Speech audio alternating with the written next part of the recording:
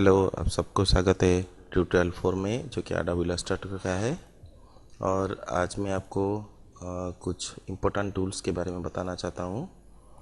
और ये पहले से मैंने एडोबी इलस्ट्रेटर खोल के रखा है। अगर आपको कोई भी कन्फ्यूजन लगे तो ट्यूटोरियल 1, ट्यूटोरियल 2, ट्यूटोरियल 3 ऐसा एपिसोड वाइज मैंने बना रखा है, आप उसमें जा सकते हैं। तो पहले मैंने आपको रेक्टेंगुलर टूल के बारे में बता दिया था। आज मैं आपको एक नया टूल जो कि यहाँ पे रखा है, डायरेक्ट सिलेक्शन टूल इसको बोलते हैं, इसके बारे में बताता हूँ। यहाँ पे भी टियर अप का ऑप्शन है और आप इसको पहले टियर अप कर लीजिए। और यहाँ पे पहले से मैंने एक रेक्टेंगल बना दिया है, जो कि ये वाला टूल सिलेक्शन टूल में मैंने बनाया था। तो पहले देखिए डायरेक्ट सिलेक्शन टूल का काम क्या होता है। तो अगर इसको हम क्लिक करते हैं और यहाँ पे देखिए एक रेक्टेंगल का 4 कॉर्नर पॉइंट होता है, ठीक है ना, 1, 2, 3 एंड 4।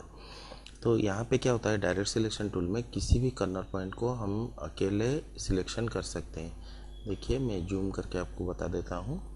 अगर यहाँ पे हम लोग जूम कर लेते हैं तो एक ही बार में एक ही, देखिए यहाँ पे थोड़ा सा अगर जूम कर लेता हूँ तो ये वाला चीज़ हाईलाइट्स हो जाता है, ठीक है, और ये वाला वैसा ही ओपन रहता है। तो देखिए फिर से मैं जूम कर लेता हूँ इसको। तो अगर यहाँ पे सिलेक्शन छोड़ दिया है, अगर डायरेक्ट सिलेक्शन टूल नहीं लेता हूँ तो एक ये सिलेक्शन टूल में मैं सिलेक्ट करता हूँ तो यहाँ पे ये वाला वाइट होके है। और अगर सिलेक्शन कर लेता हूँ तो ये पॉइंट टोटली आपका ग्रीन कलर का हो जाता है, जो कि हम लोगों को समझ में आ जाता है कि ये वाला टूल अभी सिलेक्टेड है, ठीक है।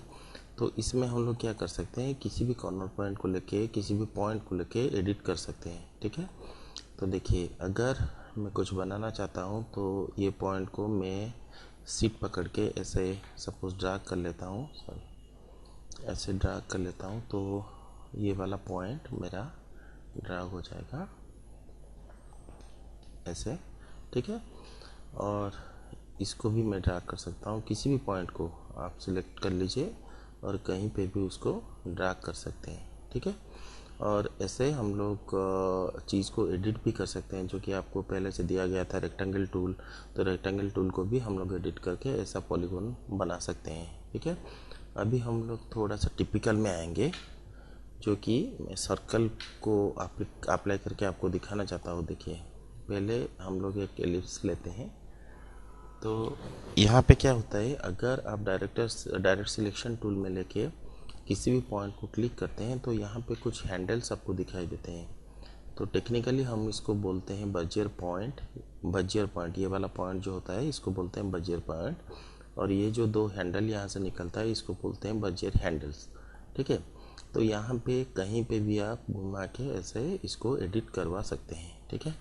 तो सपोज़ आपका जूम आउट का ऑप्शन होता है कंट्रोल माइनस और जूम इन का कंट्रोल प्लस, अदरवाइज आप ये वाला जूम टूल भी यूज़ कर सकते हैं, ये पहले से मैंने बता रखा है आपको। तो इसको मैं सिलेक्ट कर देता हूँ और जस्ट आरो की से मैं ऊपर जाने के लिए इसको ऊपर अगर भेजता हूँ तो ये ऊपर चला जाता है, ठीक है, अपर आरो की। और वैसे ही आप किसी भी पॉइंट को लोअर आरो की से नीचे भी ला सकते हैं, ठीक है, ऐसा एडिट कर सकते हैं। तो इसका जो एप्लीकेशन होता है ये आपको याद हमेशा रखना है कि ये जो डायरेक्ट सिलेक्शन टूल है ये बहुत काम आता है हम लोगों को, ठीक है। और इसके बाद यहाँ पे एक चीज़ है ग्रुप सिलेक्शन टूल का काम मेरे ख्याल से शायद ज़्यादा कुछ नहीं, बिकॉज अगर मैं कहीं पे भी सिलेक्ट करता हूँ ग्रुप सिलेक्शन टूल से तो कोई भी ऑब्जेक्ट का 4 पॉइंट यहाँ पे है तो 4 पॉइंट भी सिलेक्शन हो जाते हैं, ठीक है। तो इसको पहले तो हम लोगों को जो काम है वो डायरेक्ट सिलेक्शन टूल से ही काम है। तो इसके द्वारा आप ड्राइंग भी कुछ बना सकते हैं। मैं आपको एक छोटा सा कोई भी छोटा सा चीज़ बना के दिखाता हूँ, ठीक है। तो पहले से एक रेक्टेंगल बना दिया।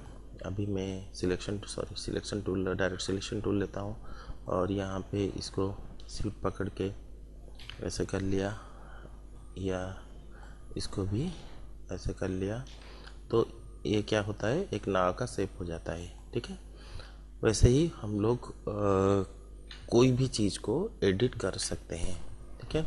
अगर हम लोग कोई भी सपोज़ आपका स्टार लेते हैं, स्टार टूल।